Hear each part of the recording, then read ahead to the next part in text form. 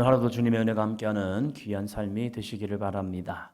하나님의 은혜 가운데 사는 이 다윗이 우리가 보면 참 대단해요 라고 합니다. 다윗이 하나님 앞에 처음에 기름 부음을 받을 때 그의 삶을 보면 그의 형 엘리압이 있음에 있어서 솔로몬이 엘리압에게 기름 부으려 할 때에 하나님께서 이렇게 말씀하시죠. 야, 사람은 외모를 보거니와 하나님은 그 중심을 보느니라. 그러면서 첫째, 둘째, 셋째, 넷째, 여섯째, 일곱째까지 그냥 쭉 지나갑니다. 그러고 나서 어린아이였던 소년이었던 다윗이 딱 오니까 하나님이 그를 기름 부으라고 말합니다. 즉, 이 다윗의 모습을 보면 어린아이이고 때로는 얘가 뭘 할 수 있을까라고 생각할 수 있지만 하나님은 그에게 기름 부으라고 하면서 이가 그 중심이 나에게 합당한 사람이다라고 말합니다. 또한 다윗의 전체적인 평가를 보면 하나님의 마음에 합한 사람, 이 사람이 바로 다윗이라는 거죠. 그리고 왕 중의 왕 하면요, 다윗 왕을 뽑게 되죠.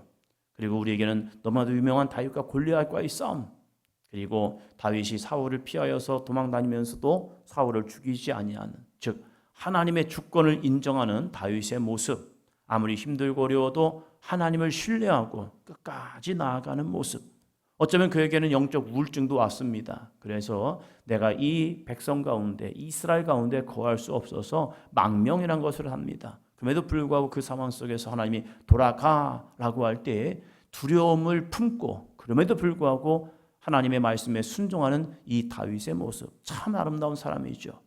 어쩌면 그에게 있어서 이 다윗은 거의 완벽한 사람이야 라고 하지만 다윗은 완벽한 사람이 아니죠. 우리가 오늘 말씀 읽은 사무엘하 11장 12장에 보면 다윗의 삶 속에 큰 죄가 나옵니다. 이 죄는 아름답게 포장을 합니다.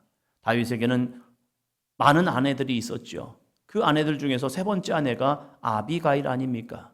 이 아비가일의 사건을 보면 그의 남편의 모습 속에서 나발이라는 남편이 정말 불의한 자였지만 아비가일은 참 지혜롭고 아름다운 여인이었다고 평가하고 있습니다.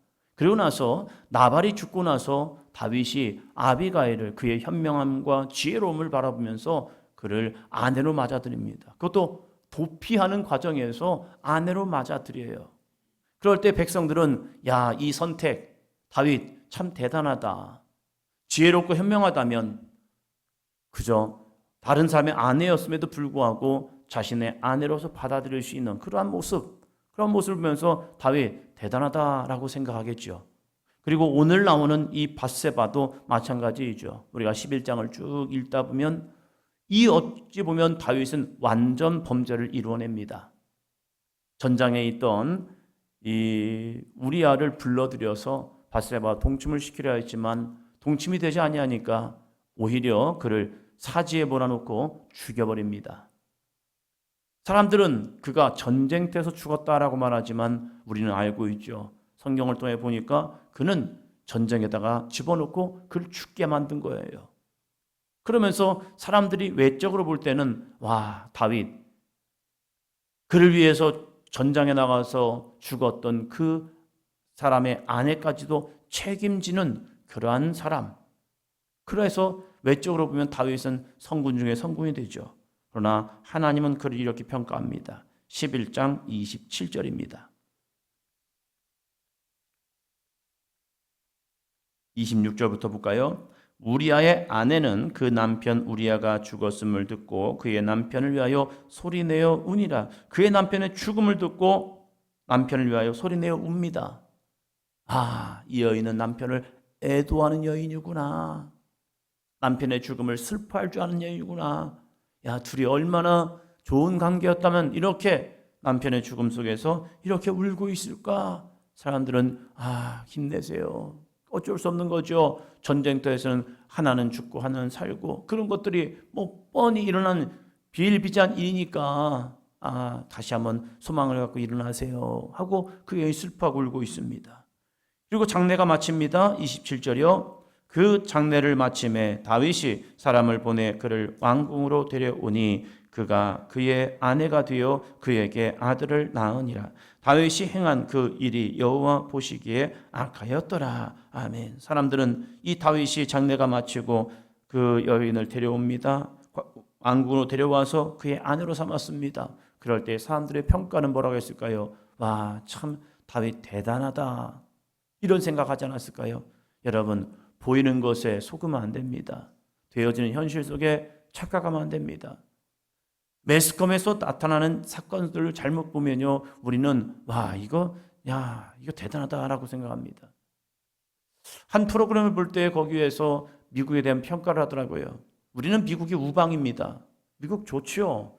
우리가 힘들고 어려울 때에 우리에게 많은 원조를 주었고, 특별히 우리가 6월 달을 지나면서 6.25 전쟁, 우리 민족에게는 크나큰 아픔이었죠. 그리고 이 땅이 공산화 될 뻔한 위험찬란한 시기였습니다. 그때에 미국이 우리를 도와주지 않았더라면 우리는 지금 이렇게 자유롭게 하나님을 예배하거나 주님을 믿을 수가 없습니다. 이 김일성 일가의 독재 앞에서 우리도 똑같이 굶주리고 살았을 거예요. 신앙의 자유 없이 우리가 살았을 거예요. 그래서 미국은 우리에게 너무나도 아름답고 좋은 형제가 국가고 어쩌면 큰형 같은 맏형 같은 그러한 모든 걸 다 내주는 그러한 모습들. 힘들고 어려울 때 원조를 통하여서 이 나라가 먹고 살 수 있는 그러한 형편도 주었고요. 특별히 한국 교회는요, 미국 교회에 큰 짐을 주었습니다. 미국의 선교사들이 들어와서 이 땅을 복음화하기 위해서 얼마나 무던히 애썼는데요. 많은 선교사들이 왔지만 특별히 미국 선교사들이 얼마나 우리를 위해 헌신해주고 살아갔는데요. 영적으로도 빚지고요, 육적으로도 빚진 나라가 바로 미국이라는 겁니다. 그래서 우리는 미국을 우방이라고 생각하고 살아갑니다. 우리 입장에서는 너무 좋은 미국입니다. 그러나 또 다른 입장에서는요, 미국은 수많은 전쟁을 일으킵니다. 나와 다른 입장, 나와 다른 견해를 가지고 있으면요, 그 땅을 초토화시키기도 합니다. 무서운 나라인 거예요. 그래서 어떠한 관점으로 분야에 있어서 미국은 우리에게 정말로 사랑스럽고 존경스러운 그런 나라도 될 수 있지만 또 누군가에게는요, 이들은 무서운 존재가 될 수 있다는 거예요. 어떻게 바라보느냐가 중요하더라고요. 다윗을 사람의 관점으로 보니까요, 11장의 마지막 부분을 보면 사람의 관점으로 보면요, 다윗은 참 대단한 사람인 거예요. 전장에 나가서 죽었던 사람의 신하의 아내까지도 책임져 줄 수 있는 왕. 이 왕 참 대단한 왕이죠. 그런데 여호와 보실 때는 어떡합니까? 다윗이 행한 그 일이 여호와 보시기에 악하였더라. 하나님 보실 때는 악한 거예요. 왜? 그는 죄를 졌거든요. 죄를 감추어두면 사람들은 그 사람을 선하다고 할 수 있습니다. 그러나 죄가 들추어지는 순간 죄를 보는 사람들은요, 그 사람은 악한 사람이야 라고 하고 있다는 거예요. 아닌데 저 사람이 이런 좋은 일도 했고 저는 선행을 얼마나 베풀었는데 기부도 많이 하고 불쌍한 사람 많이 도와주었어. 우리는 그 사람을 이면적인 모습을 볼 수 있어야죠. 이중적 삶을 사는 모습, 그 모습을 보면서 어떤 사람은 악하다라고 볼 수 있는 거죠. 하나님은 그 중심을 보십니다. 우리는 그 외모를 볼 수 있지만 하나님은 그 중심을 보시기 때문에 다윗은 악한 자야. 그래서 누굴 보냅니까? 나단이라는 선지자를 보내죠. 나단 선지자를 보내어서 어떻게 합니까? 오늘의 말씀입니다. 12장 13절입니다. 다윗이 나단에게 이르되 내가 여호와께 죄를 범하였노라 하매 나단이 다윗에게 말하되 여호와께서도 당신의 죄를 사하셨나니 당신이 죽지 아니하려니와. 아멘. 나단이 한 비유를 통하여서 이 백성 중에 이러한 삶이 있습니다면서 쭉 이야기를 합니다. 딸같이 여기는 양, 그 양을 품고 사는 그 집안에 다른 자기 친구가 왔다고 해서 부자가 가난한 사람의 양을 뺏어다가 자기의 손님을 대접하는 모습, 그 이야기를 들었을 때 다윗이 분노합니다. 그러면서 어떻게 이 나라에 이런 나쁜 놈이 있느냐, 여호와의 살아계심을 두고 맹세하노니 그 사람은 반드시 죽어야 한다 하면서 굉장히 의로운 통치를 합니다. 그럴 때 나단 선지자가 그 사람이 바로 당신입니다 라고 말합니다. 그때에 자기는 모든 죄를 감추었다고 생각하지만 그 죄가 들춰지는 모습, 그 들춰지는 모습 속에서 그가 어떻게 합니까? 이 다윗이 나단에게 내가 여호와께 죄를 범하였노라. 여러분, 지금 이 죄가 나타나면요, 그냥 죄를 시인하는 것으로 끝나는 게 아닙니다.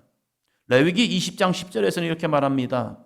누구든지 남의 아내와 간음하는 자, 곧 그의 이웃의 아내와 간음하는 자는 그 간부나 음부를 반드시 죽일지니라. 이것이 간음한 사건이기 때문에 이 간음한 사건이 들추어지는 순간 다윗도 죽어야 하고 밧세바도 죽어야 합니다.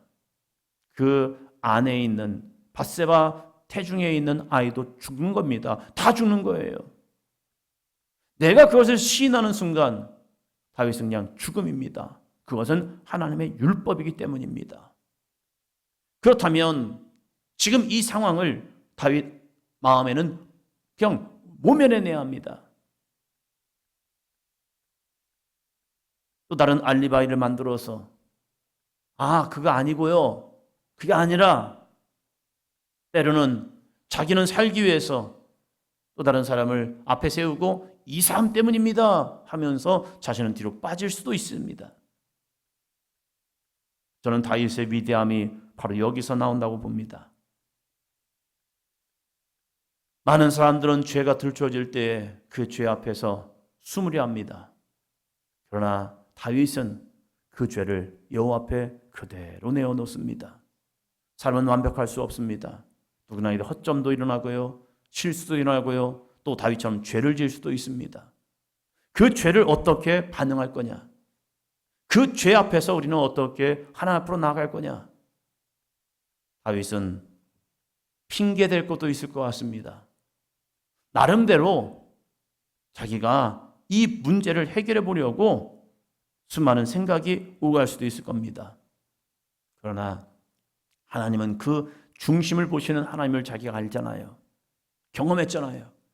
그래서 내가 어떻게 해서라도 이 상황을 모면할 수 있다라고 생각하는 것이 아니라, 그래, 내가 죄를 졌지. 그럼 나는 죽어야 해.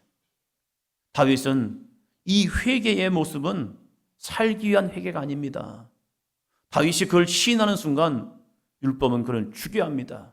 그렇게 기꺼이 내가 여호와께 죄를 범하였기에 나는 죽겠습니다 하고 그냥 자신을 그냥 내어놓은 겁니다.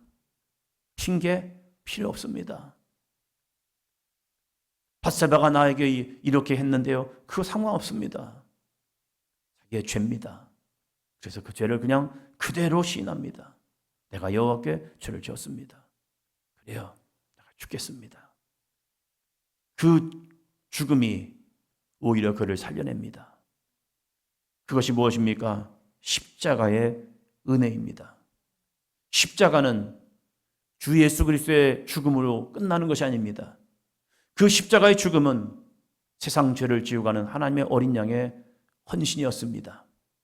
그 십자가의 죽음이 없다면 우리도 죽어야죠. 그러나 십자가의 죽음은요, 세상 죄를 지고 가는 하나님의 아들의 거룩한 헌신이라는 거예요. 그 십자가 앞에 내가 너를 위해 대신 죽는 거야. 그래서 우리가 해야 할 것은 무엇입니까? 십자가 앞에 우리의 죄를 자복하는 거죠. 내가 죄인입니다. 내가 죄인입니다. 체리처럼 하나님 앞에 나아가서 우리가 해야 할 것은, 하나님, 나는 죄인이에요. 나는 의로운 자가 아닙니다. 나는 죄인일 뿐입니다. 내가 주님 앞에 나가 기도할 것은 이 죄인을 불쌍히 여기소서. 우리 사도인전교회가 이러한 교회가 되었으면 좋겠습니다. 세상에서 어떤 모습으로 살아왔든지 그들이 주님 앞에 나올 때에 그들의 수고하고 무거운 짐, 여러분, 수고하고 무거운 짐이 인생에 먹고 살기 위한 짐입니까? 아니에요. 주님이 우리에게 원하시는 수고하고 무거운 짐진 자들아 다 내게라. 그것은요, 우리의 죄를 품고 가는, 죄를 메고 가는, 죄의 짐을 지고 가는 우리의 수고하고 무거운 짐진 인생들이요. 그 죄로 인하여서 우리의 인생이 비참한 거지, 먹고 살기 위한 그건 문제가 아니잖아요. 그래서 어떠한 사람이 우리 사도인전교회 오더라도 그들이 주님 앞에 온전히 나갈 수 있도록 함께 손을 맞잡아주고 그들이 주님 앞에 회개함을 통하여서 새 생명의 역사를 얻는 아름답고 복된 삶이 되기를 주의 이름으로 축원합니다. 다윗의 회개는요, 새로운 인생이 되는 거예요. 그가 여호와 앞에 내가 범죄하였나이다 라고 고백하는 순간 나단이 무엇을 선포합니까? 사죄의 은총을 선포합니다. 여호와께서도 당신의 죄를 사하셨나니 당신이 죽지 아니하려니와. 당신 안 죽어요. 회개하는 순간 우리는 다시 사는 은혜를 경험하게 됩니다. 그럼 하나님은 그 죄를 묻지 않습니까? 아니에요. 죄는 용서해서 사함을 받지만 죄값은 치러야 합니다.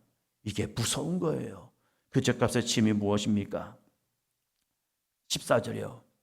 이 일로 말미암아 여호와의 원수가 크게 비방거리를 얻게 하였으니 당신이 낳은 아이가 반드시 죽으리이다 하고. 소중한 아이, 태어난 아이, 이 아이를 바라봤을 때 다윗이 얼마나 기뻐했을까요? 근데 이 아이를 하나님이 죽이셨다는 겁니다. 이거 참 억울한 거 아니에요? 아니, 다윗과 밧세바의 죄 때문에 왜 이 아이가 죽어합니까? 이 아이는 죄의 삭이었기 때문입니다.